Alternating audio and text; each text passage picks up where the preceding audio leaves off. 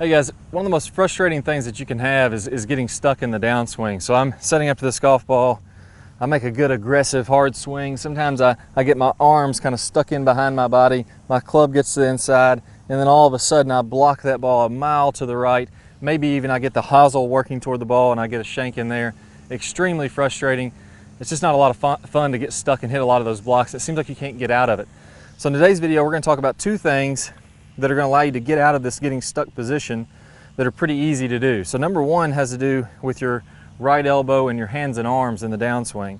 So as I make my downswing, as I start my downswing, I'm going to be shifting a little bit to the left, and my hands are going to be kind of working fairly flat in the downswing. So what I mean by this is if you were watching from a down the line view, let's get lined up where the camera's going down my feet. This club should be coming down basically my forearm if we're looking from that angle. So if my camera's shooting down my feet toward the target, I'm looking at that on video, I want my club to be on my forearm. One of the things that I see sometimes people that get stuck do is they start to do this and get the club underneath your forearm, so it actually drops down below. And you'll also notice how my right elbow right here starts to drop behind the seam of my shirt. So if you look at the seam that goes down the side of your shirt, I want to make sure that my elbow stays in front of that seam as my first move down. That's going to get the club and arms working more in front of my body, and that club again is traveling down my forearm. So if my club is tending to be here, stuck to the inside, my arms are behind this shirt seam, now I'm lined up in position to block that ball a mile to the right, and I just can't get the club to catch up to release down the line. There's just not enough time in the downswing. So what I want to focus on there is two feelings. So number one, as I mentioned, I want to feel like my right elbow is moving forward, and I'm going to do this in a slow motion practice swing because I'm here, my right elbow is moving forward. And number two, I'm going to check on camera to see if my club's inside. If my club is inside, I'm going to feel like my club starts down pretty flat, but then it starts to work more this way. So as I start to bow my wrist, as I start to get forward shaft lean, I want to make sure that my club works back out in front of my body slightly. So this wouldn't be a good drill for over the top players, guys that are casting coming over the top. This would be a good drill for guys that are getting stuck and underneath. So if those two things are right, you're already in great shape. You're starting to work and you're going to get rid of a lot of those blocks.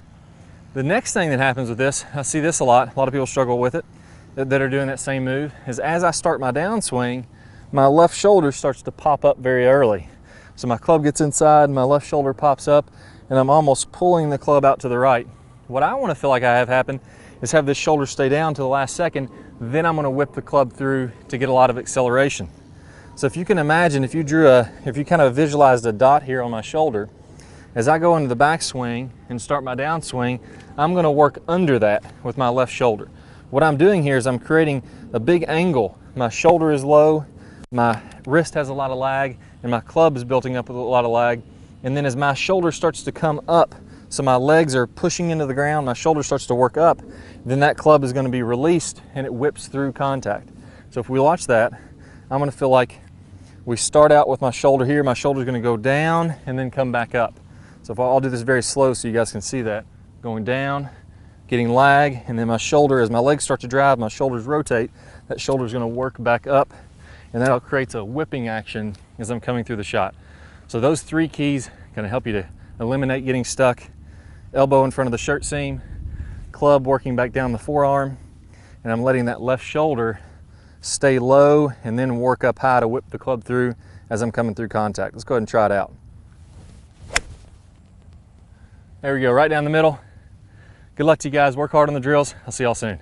All right, guys, I hope y'all really enjoyed this video. If you did, I got a great bonus for you. We all want lag in our golf swing. We know that is crucial. Getting a lot of lag and then releasing that to get a lot of speed has to happen. I'm going to play a bonus video that goes over one of my #1 lag drills out there. I'm going to show you how the pros do it and how you can do the right takeaway to improve your lag right away. So that preview of that video is going to come up here in a second. Just click the link that pops up on your screen. If you're on a desktop device, if you're on a phone or a tablet, go ahead and click the iCard. You'll get instant access to it. Click that thumbs up, that really helps us out. Remember to subscribe so you'll get our latest videos, and I'll see you on the lag video. Hi guys, and welcome back. I'm Clay Ballard, and in today's video we're going to talk about one of the absolute worst drills for creating lag. It's a very common drill that I see, and in this drill what we're gonna do is we're gonna set the wrist very early to create an angle of lag, and then we're gonna try to hold this throughout the swing. It's one of the worst things that you can do to build lag. I'm gonna talk about the science behind why this is the case, and I'm also gonna give you a great drill to help you improve your lag, all in this video. Let's go ahead and get started. If I do it this way versus holding that position, exact same thing happens when we're building lag in the golf swing. So what we wanna do is throughout the swing, I wanna have a very low and wide takeaway. So I'm not gonna set my wrist early at all. If you look at a lot of the top players, you look at Adam Scott, very wide takeaway, not very much wrist set at all. You look at Rory McIlroy, look at Tiger Woods.